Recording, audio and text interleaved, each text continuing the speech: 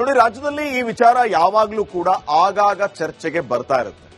ದಲಿತ CM race ನಲ್ಲಿ ಯಾರ್ಯಾರಿದ್ದಾರೆ ಹಾಗಿದ್ರೆ? ಈಗ ಪರಮೇಶ್ವರ್ ಅವರು ಹೇಳ್ತಾ ಇದ್ರು, ಮುನಿಯಪ್ಪ ಅವರು ಸಿಎಂ ಆದ್ರೆ ನಾವು ಸ್ವಾಗತಿಸ್ತೇವೆ. 7 ಬಾರಿ ಅವರು ಎಂಪಿ ಆದಂತಹ ವಿಚಾರ ಏನ್ ಸಾಮಾನ್ಯ ಅಲ್ಲ, ಸೆಂಟ್ರಲ್ ಅಲ್ಲಿ ಮಿನಿಸ್ಟರ್ ಆಗಿದ್ದಂತವ್ರು ಅಂತ ಹೇಳಿ. ಹಾಗಿದ್ರೆ ಅಸಲಿಗೆ ಕಾಂಗ್ರೆಸ್ನಲ್ಲಿ ಒಂದು ಪಕ್ಷ ಹೈಕಮಾಂಡ್ನವರು ದಲಿತ ಸಮುದಾಯದವರನ್ನ ಸಿಎಂ ಮಾಡ್ತಾರೆ ಅಂತಾದರೆ ಯಾರ್ಯಾರಿದಾರಪ್ಪ ರೇಸ್ ಅಲ್ಲಿ ಅನ್ನೋದನ್ನ ನೋಡ್ತಾ ಹೋಗೋಣ. ಮೊದಲನೇದಾಗಿ ಮಲ್ಲಿಕಾರ್ಜುನ್ ಖರ್ಗೆ ಅವರು. ಮಲ್ಲಿಕಾರ್ಜುನ್ ಖರ್ಗೆ ಅವರು ಈ ಹಿಂದೆನೆ ಕರ್ನಾಟಕದ ಮುಖ್ಯಮಂತ್ರಿ ಆಗ್ಬಿಡ್ಬೇಕಾಗಿತ್ತು, ಆದ್ರೆ ಆಗ್ಲಿಲ್ಲ. ಅವ್ರ ನಸೀಬ್ ಸರಿ ಇರಲಿಲ್ಲ, ಹೈಕಮಾಂಡ್ ಈ ಕಡೆ ಬಿಡ್ಲೇ ಇಲ್ಲ. ಹಿಂಗಾಗಿ ಮಲ್ಲಿಕಾರ್ಜುನ್ ಖರ್ಗೆ ಅವರು ಸಿಎಂ ಆಗಲಿಲ್ಲ. ಮೊನ್ನೆ ಅಷ್ಟೇ ಸ್ವತಃ ಮಲ್ಲಿಕಾರ್ಜುನ್ ಖರ್ಗೆ ಅವರೇ ಈ ಬಗ್ಗೆ ಹೇಳಿಕೊಂಡಿದ್ದಾರೆ, ಮಾತಾಡಿದ್ದಾರೆ ಅವರು. ಇನ್ನ ಖರ್ಗೆ ಅವರು ಸದ್ಯಕ್ಕಂತೂ ಎಐಸಿಸಿ ಅಧ್ಯಕ್ಷರಿದ್ದಾರೆ. ಅವರ ಮಗ ಕೂಡ ಈಗ ರಾಜ್ಯದಲ್ಲಿ ಮಿನಿಸ್ಟರ್ ಇದ್ದಾರೆ. ಯಾರಾಗಬಹುದು ಅನ್ನೋದು ಸದ್ಯಕ್ಕಿನ ಪ್ರಶ್ನೆ. ನೋಡೋಣ ಮಲ್ಲಿಕಾರ್ಜುನ್ ಖರ್ಗೆ ಅವರಿಗೆ ಆ ನಸೀಬು ಈಗಲಾದ್ರೂ ಇದೆಯಾ ಅಂತ ಹೇಳಿ. ಇನ್ನು next doctor G Parameshwar. CM ಆಗೋದೇ ಡಾಕ್ಟರ್ ಜಿ ಪರಮೇಶ್ವರ್ ಅವರ ಪರಮ ಗುರಿಯಾಗಿದೆ. ಉಪಮುಖ್ಯಮಂತ್ರಿ ಕೂಡ ಆಗಿದ್ದಂಥವರವರು ಈಗ ಹೋಮ್ ಮಿನಿಸ್ಟರ್ ಆಗಿದ್ದಾರೆ. ಹೇಳಿದ್ರು ಮುನಿಯಪ್ಪ ಅವರು ಸಿಎಂ ಆದ್ರೆ ನಾವು ಸ್ವಾಗತಿಸ್ತೀವಿ ಅಂತ. ಹೈಕಮಾಂಡ್ ಏನಾದ್ರು ಪರಮೇಶ್ವರ್ ಅವರಿಗೆ ಸಿಎಂ ಆಗ್ಬಿಡಿ ಪರಮೇಶ್ವರ್ ಅವರೇ ಅಂತ ಹೇಳಿಬಿಟ್ರೆ, ಪರಮೇಶ್ವರ್ ಇಲ್ಲ ಸಾರ್, ಮುನಿಯಪ್ಪ ಅವರು ನನಗಿಂತ ಸೀನಿಯರು, ಅವರಾಗ್ಲಿ ಅಂತ ಹೇಳ್ಬಿಡ್ತಾರಾ? ಇವೆಲ್ಲ ಸುಮ್ಮನೆ ಹೇಳುವಂತ ಮಾತುಗಳು. ಒಂದು ಬಾರಿ ಡಿಸಿಎಂ ಪಟ್ಟವನ್ನು ಅಲಂಕರಿಸಿರುವಂತಹ ಪರಮೇಶ್ವರ್ ಅವರು ಸಿಎಂ ಪಟ್ಟ ಅಲಂಕರಿಸೋದಕ್ಕೆ ಕಾಯುತ್ತಿದ್ದಾರೆ. ಈ ಹಿಂದೆ ಪ್ರಬಲವಾಗಿ ಹೇಳಿದ್ದಂಥವ್ರು, ಯಾಕ್ರಿ ದಲಿತರಾಗಿ ಸಿಎಂ ಆಗಬಾರ್ದು ಅಂತ ಕೇಳಿದ್ರವರು. ಡಿಕೆ ಶಿವಕುಮಾರ್ ಅವರು ಮುನ್ನೆಲೆಗೆ ಬಂದ ಬಳಿಕ ಪರಮೇಶ್ವರ್ ಅವರು ಮಂಕಾದ್ರು. ಹಿಂಗಾಗಿ ಯಾವಾಗ ಅವರು ಸಿಎಂ ಆಗಬೇಕು ಅಂತ ಕಾದು ಕುಳಿತಿದ್ದಾರೆ. ಆ ಕಾಲ ಈಗ ಪಕ್ವ ಆಗಿದೆಯಾ? ಹೈಕಮಾಂಡ್ ನಿರ್ಧಾರ ಮಾಡುತ್ತೆ. ಇನ್ನು ನೆಕ್ಸ್ಟ್ ಕೆಎಚ್ ಮುನಿಯಪ್ಪ ಅವರು. ಈಗಷ್ಟೇ ಪರಮೇಶ್ವರ್ ಕೆಎಚ್ ಮುನಿಯಪ್ಪ ಅವರ ಬಗ್ಗೆ ಮಾತಾಡ್ತಾ ಇದ್ರು. ಸ್ವತಃ ಮುನಿಯಪ್ಪ ಅವರು ಕೂಡ ಈ ಬಗ್ಗೆ ಮಾತಾಡ್ತಾರೆ. ಸೋಲು ಕಾಣದ ನಾಯಕ ಅಂತ ಮುನಿಯಪ್ಪ ಅವರು ಅನ್ನಿಸ್ಕೊಂಡಿದ್ರು. ಸೋಲಿಲ್ಲದ ಸರ್ದಾರ್ ಅಂತ. ಏಳು ಸಾರಿ ಎಂಪಿ ಆದ್ರು. ಅಂದ್ರೆ 35 ವರ್ಷ.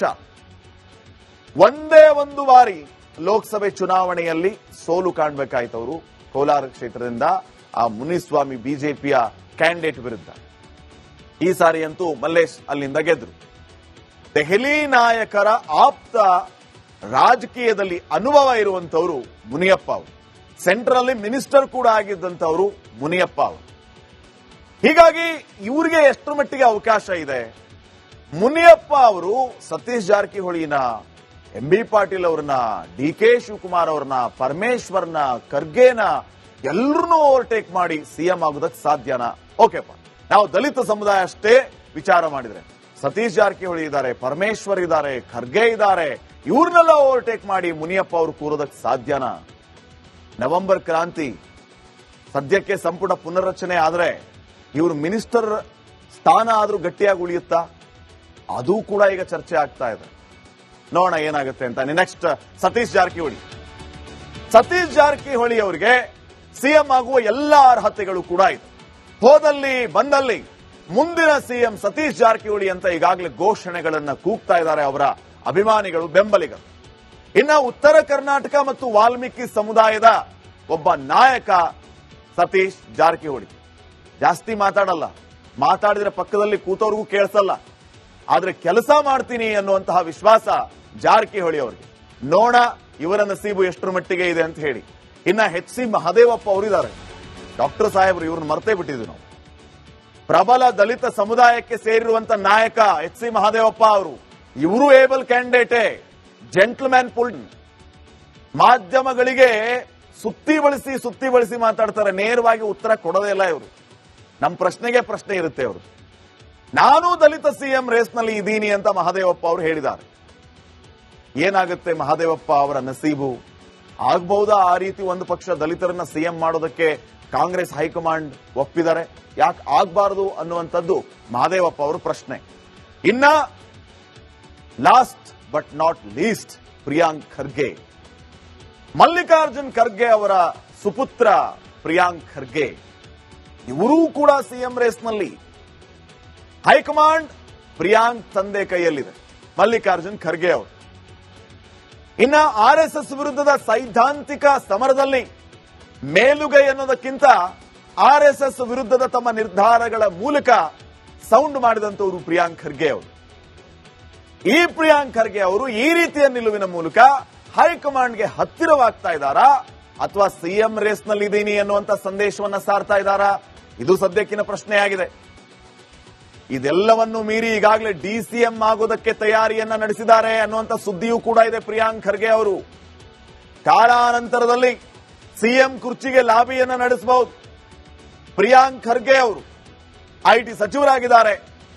ಇವರು ಕೂಡ ಮುಖ್ಯಮಂತ್ರಿ ರೇಸ್ ನಲ್ಲಿದ್ದಾರೆ. ಅಂದ್ರೆ ದಲಿತ ಸಿಎಂ ರೇಸ್ ನಲ್ಲಿ ಅರ್ಹತೆ ಇದೆ ಅಂತ ಹೇಳಿ ಅನೇಕರು ಮಾತಾಡ್ತಾರೆ. ನೋಡೋಣ ಪ್ರಿಯಾಂಕ್ ಖರ್ಗೆ, ಮಲ್ಲಿಕಾರ್ಜುನ್ ಖರ್ಗೆ ಅವರಿಗೆ ಒಲಿಯದ ಪಟ್ಟ ಪ್ರಿಯಾಂಕ್ ಖರ್ಗೆ ಅವರಿಗೆ ಏನಾದರೂ ಒಲಿಯಬಹುದಾ ಭವಿಷ್ಯದಲ್ಲಿ? ಕಾದ್ ನೋಡೋಣ. ಇನ್ನ ನೆಕ್ಸ್ಟ್ ನೋಡಿ, ರಾಜ್ಯದಲ್ಲಿ ಈ ವಿಚಾರ ಯಾವಾಗ್ಲೂ ಕೂಡ ಆಗಾಗ ಚರ್ಚೆಗೆ ಬರ್ತಾ ಇರುತ್ತೆ. ದಲಿತ ಸಿಎಂ ರೇಸ್ ನಲ್ಲಿ ಯಾರ್ಯಾರಿದ್ದಾರೆ ಹಾಗಿದ್ರೆ? ಈಗ ಪರಮೇಶ್ವರ್ ಅವರು ಹೇಳ್ತಾ ಇದ್ರು, ಮುನಿಯಪ್ಪ ಅವರು ಸಿಎಂ ಆದ್ರೆ ನಾವು ಸ್ವಾಗತಿಸ್ತೇವೆ. 7 ಬಾರಿ ಅವರು MP ಆದಂತಹ ವಿಚಾರ ಏನ್ ಸಾಮಾನ್ಯ ಅಲ್ಲ, ಸೆಂಟ್ರಲ್ ಅಲ್ಲಿ ಮಿನಿಸ್ಟರ್ ಆಗಿದ್ದಂತವ್ರು ಅಂತ ಹೇಳಿ. ಹಾಗಿದ್ರೆ ಅಸಲಿಗೆ ಕಾಂಗ್ರೆಸ್ನಲ್ಲಿ ಒಂದು ಪಕ್ಷ ಹೈಕಮಾಂಡ್ನವರು ದಲಿತ ಸಮುದಾಯದವರನ್ನ ಸಿಎಂ ಮಾಡ್ತಾರೆ ಅಂತಾದರೆ ಯಾರ್ಯಾರಿದಾರಪ್ಪ ರೇಸ್ ಅಲ್ಲಿ ಅನ್ನೋದನ್ನ ನೋಡ್ತಾ ಹೋಗೋಣ. ಮೊದಲನೇದಾಗಿ ಮಲ್ಲಿಕಾರ್ಜುನ್ ಖರ್ಗೆ ಅವರು.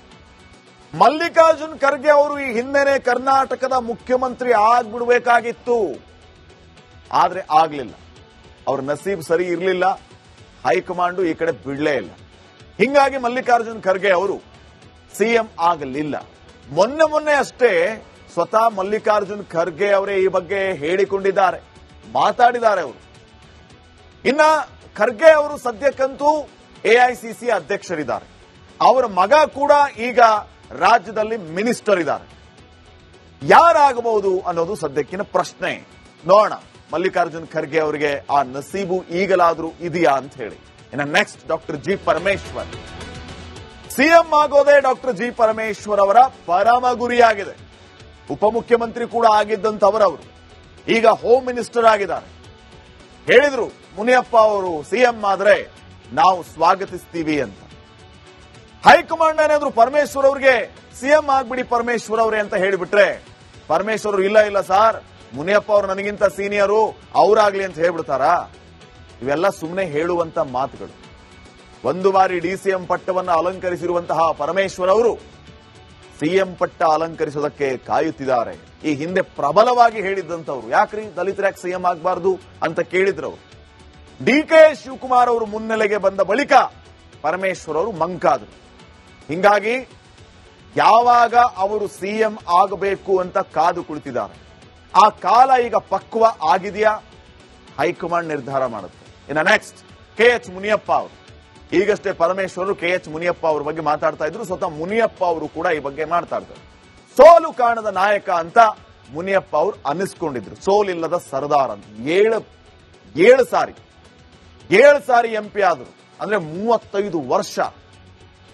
ಒಂದೇ ಒಂದು ಬಾರಿ ಲೋಕಸಭೆ ಚುನಾವಣೆಯಲ್ಲಿ ಸೋಲು ಕಾಣಬೇಕಾಯ್ತು ಅವರು ಕೋಲಾರ ಕ್ಷೇತ್ರದಿಂದ ಆ ಮುನಿಸ್ವಾಮಿ ಬಿಜೆಪಿಯ ಕ್ಯಾಂಡಿಡೇಟ್ ವಿರುದ್ಧ. ಈ ಸಾರಿ ಅಂತೂ ಮಲ್ಲೇಶ್ ಅಲ್ಲಿಂದ ಗೆದ್ರು. ದೆಹಲಿ ನಾಯಕರ ಆಪ್ತ ರಾಜಕೀಯದಲ್ಲಿ ಅನುಭವ ಇರುವಂತವರು ಮುನಿಯಪ್ಪ ಅವರು. ಸೆಂಟ್ರಲ್ ಅಲ್ಲಿ ಮಿನಿಸ್ಟರ್ ಕೂಡ ಆಗಿದ್ದಂತವರು ಮುನಿಯಪ್ಪ ಅವರು. ಹೀಗಾಗಿ ಇವರಿಗೆ ಎಷ್ಟರ ಮಟ್ಟಿಗೆ ಅವಕಾಶ ಇದೆ? ಮುನಿಯಪ್ಪ ಅವರು ಸತೀಶ್ ಜಾರಕಿಹೊಳಿನ, MB ಪಾಟೀಲ್ ಅವ್ರನ್ನ, DK ಶಿವಕುಮಾರ್ ಅವ್ರನ್ನ, ಪರಮೇಶ್ವರ್ನ, ಖರ್ಗೆನ ಎಲ್ಲರನ್ನೂ ಓವರ್ಟೇಕ್ ಮಾಡಿ ಸಿಎಂ ಆಗೋದಕ್ಕೆ ಸಾಧ್ಯನಾ? ಓಕೆಪ್ಪ, ನಾವು ದಲಿತ ಸಮುದಾಯ ಅಷ್ಟೇ ವಿಚಾರ ಮಾಡಿದ್ರೆ ಸತೀಶ್ ಜಾರಕಿಹೊಳಿ ಇದ್ದಾರೆ, ಪರಮೇಶ್ವರ್ ಇದ್ದಾರೆ, ಖರ್ಗೆ ಇದ್ದಾರೆ, ಇವ್ರನ್ನೆಲ್ಲ ಓವರ್ಟೇಕ್ ಮಾಡಿ ಮುನಿಯಪ್ಪ ಅವರು ಕೂರೋದಕ್ಕೆ ಸಾಧ್ಯನಾ? ನವೆಂಬರ್ ಕ್ರಾಂತಿ ಸದ್ಯಕ್ಕೆ ಸಂಪುಟ ಪುನರ್ರಚನೆ ಆದ್ರೆ ಇವರು ಮಿನಿಸ್ಟರ್ ಸ್ಥಾನ ಆದ್ರೂ ಗಟ್ಟಿಯಾಗಿ ಉಳಿಯುತ್ತಾ? ಅದು ಕೂಡ ಈಗ ಚರ್ಚೆ ಆಗ್ತಾ ಇದೆ. ನೋಡೋಣ ಏನಾಗುತ್ತೆ ಅಂತ. ನೆಕ್ಸ್ಟ್ ಸತೀಶ್ ಜಾರಕಿಹೊಳಿ ಅವರಿಗೆ ಸಿಎಂ ಆಗುವ ಎಲ್ಲ ಅರ್ಹತೆಗಳು ಕೂಡ ಇದೆ. ಹೋದಲ್ಲಿ ಬಂದಲ್ಲಿ ಮುಂದಿನ ಸಿಎಂ ಸತೀಶ್ ಜಾರಕಿಹೊಳಿ ಅಂತ ಈಗಾಗಲೇ ಘೋಷಣೆಗಳನ್ನ ಕೂಗ್ತಾ ಇದ್ದಾರೆ ಅವರ ಅಭಿಮಾನಿಗಳು, ಬೆಂಬಲಿಗರು. ಇನ್ನು ಉತ್ತರ ಕರ್ನಾಟಕ ಮತ್ತು ವಾಲ್ಮೀಕಿ ಸಮುದಾಯದ ಒಬ್ಬ ನಾಯಕ ಸತೀಶ್ ಜಾರಕಿಹೊಳಿ ಜಾಸ್ತಿ ಮಾತಾಡಲ್ಲ, ಮಾತಾಡಿದ್ರೆ ಪಕ್ಕದಲ್ಲಿ ಕೂತವ್ರಿಗೂ ಕೇಳಿಸಲ್ಲ, ಆದ್ರೆ ಕೆಲಸ ಮಾಡ್ತೀನಿ ಅನ್ನುವಂತಹ ವಿಶ್ವಾಸ ಜಾರಕಿಹೊಳಿ ಅವರಿಗೆ. ನೋಡ ಇವರ ನಸೀಬು ಎಷ್ಟರ ಮಟ್ಟಿಗೆ ಇದೆ ಅಂತ ಹೇಳಿ. ಇನ್ನ ಎಚ್ ಸಿ ಮಹದೇವಪ್ಪ ಅವರಿದ್ದಾರೆ, ಡಾಕ್ಟರ್ ಸಾಹೇಬರು, ಇವ್ರನ್ನ ಮರ್ತೇ ಬಿಟ್ಟಿದ್ವಿ ನಾವು. ಪ್ರಬಲ ದಲಿತ ಸಮುದಾಯಕ್ಕೆ ಸೇರಿರುವಂತ ನಾಯಕ ಎಚ್ ಸಿ ಮಹದೇವಪ್ಪ ಅವರು, ಇವರು ಏಬಲ್ ಕ್ಯಾಂಡಿಡೇಟೇ, ಜೆಂಟ್ಲ್ಮ್ಯಾನ್ ಪುಲ್. ಮಾಧ್ಯಮಗಳಿಗೆ ಸುತ್ತಿ ಬಳಸಿ ಮಾತಾಡ್ತಾರೆ, ನೇರವಾಗಿ ಉತ್ತರ ಕೊಡೋದೇ ಇಲ್ಲ ಇವರು. ನಮ್ಮ ಪ್ರಶ್ನೆಗೆ ಪ್ರಶ್ನೆ ಇರುತ್ತೆ ಅವರು. ನಾನು ದಲಿತ ಸಿಎಂ ರೇಸ್ನಲ್ಲಿ ಇದ್ದೀನಿ ಅಂತ ಮಹದೇವಪ್ಪ ಅವರು ಹೇಳಿದ್ದಾರೆ. ಏನಾಗುತ್ತೆ ಮಹದೇವಪ್ಪ ಅವರ ನಸೀಬು? ಆಗಬಹುದಾ ಆ ರೀತಿ ಒಂದು ಪಕ್ಷ ದಲಿತರನ್ನ ಸಿಎಂ ಮಾಡೋದಕ್ಕೆ ಕಾಂಗ್ರೆಸ್ ಹೈಕಮಾಂಡ್ ಒಪ್ಪಿದ್ದಾರೆ? ಯಾಕೆ ಆಗಬಾರದು ಅನ್ನುವಂಥದ್ದು ಮಹದೇವಪ್ಪ ಅವರ ಪ್ರಶ್ನೆ. ಇನ್ನ last but not least, Priyank Kharge. Mallikarjun Kharge ಅವರ ಸುಪುತ್ರ ಪ್ರಿಯಾಂಕ್ ಖರ್ಗೆ, ಇವರೂ ಕೂಡ ಸಿಎಂ ರೇಸ್ನಲ್ಲಿ. ಹೈಕಮಾಂಡ್ ಪ್ರಿಯಾಂಕ್ ತಂದೆ ಕೈಯಲ್ಲಿದೆ, ಮಲ್ಲಿಕಾರ್ಜುನ್ ಖರ್ಗೆ ಅವರು. ಇನ್ನ ಆರ್ಎಸ್ಎಸ್ ವಿರುದ್ಧದ ಸೈದ್ಧಾಂತಿಕ ಸಮರದಲ್ಲಿ ಮೇಲುಗೈ ಅನ್ನೋದಕ್ಕಿಂತ ಆರ್ಎಸ್ಎಸ್ ವಿರುದ್ಧದ ತಮ್ಮ ನಿರ್ಧಾರಗಳ ಮೂಲಕ ಸೌಂಡ್ ಮಾಡಿದಂತವರು ಪ್ರಿಯಾಂಕ್ ಖರ್ಗೆ ಅವರು. ಈ ಪ್ರಿಯಾಂಕ್ ಖರ್ಗೆ ಅವರು ಈ ರೀತಿಯ ನಿಲುವಿನ ಮೂಲಕ ಹೈಕಮಾಂಡ್ಗೆ ಹತ್ತಿರವಾಗ್ತಾ ಇದ್ದಾರಾ ಅಥವಾ ಸಿಎಂ ರೇಸ್ನಲ್ಲಿ ಇದ್ದೀನಿ ಅನ್ನುವಂತ ಸಂದೇಶವನ್ನ ಸಾರ್ತಾ ಇದ್ದಾರಾ? ಇದು ಸದ್ಯಕ್ಕಿನ ಪ್ರಶ್ನೆಯಾಗಿದೆ. ಇದೆಲ್ಲವನ್ನು ಮೀರಿ ಈಗಾಗಲೇ ಡಿಸಿಎಂ ಆಗೋದಕ್ಕೆ ತಯಾರಿಯನ್ನ ನಡೆಸಿದ್ದಾರೆ ಅನ್ನುವಂತ ಸುದ್ದಿಯೂ ಕೂಡ ಇದೆ. ಪ್ರಿಯಾಂಕ್ ಖರ್ಗೆ ಅವರು ಕಾಲಾನಂತರದಲ್ಲಿ ಸಿಎಂ ಕುರ್ಚಿಗೆ ಲಾಬಿಯನ್ನ ನಡೆಸಬಹುದು. ಪ್ರಿಯಾಂಕ್ ಖರ್ಗೆ ಅವರು ಐಟಿ ಸಚಿವರಾಗಿದ್ದಾರೆ, ಇವರು ಕೂಡ ಮುಖ್ಯಮಂತ್ರಿ ರೇಸ್ನಲ್ಲಿದ್ದಾರೆ, ಅಂದ್ರೆ ದಲಿತ ಸಿಎಂ ರೇಸ್ನಲ್ಲಿ ಅರ್ಹತೆ ಇದೆ ಅಂತ ಹೇಳಿ ಅನೇಕರು ಮಾತಾಡ್ತಾರೆ. ನೋಡೋಣ, ಪ್ರಿಯಾಂಕ್ ಖರ್ಗೆ, ಮಲ್ಲಿಕಾರ್ಜುನ್ ಖರ್ಗೆ ಅವರಿಗೆ ಒಲಿಯದ ಪಟ್ಟ ಪ್ರಿಯಾಂಕ್ ಖರ್ಗೆ ಅವರಿಗೆ ಏನಾದರೂ ಒಲಿಯಬಹುದಾ ಭವಿಷ್ಯದಲ್ಲಿ? ಕಾದ್ ನೋಡೋಣ. ಇನ್ನ ನೆಕ್ಸ್ಟ್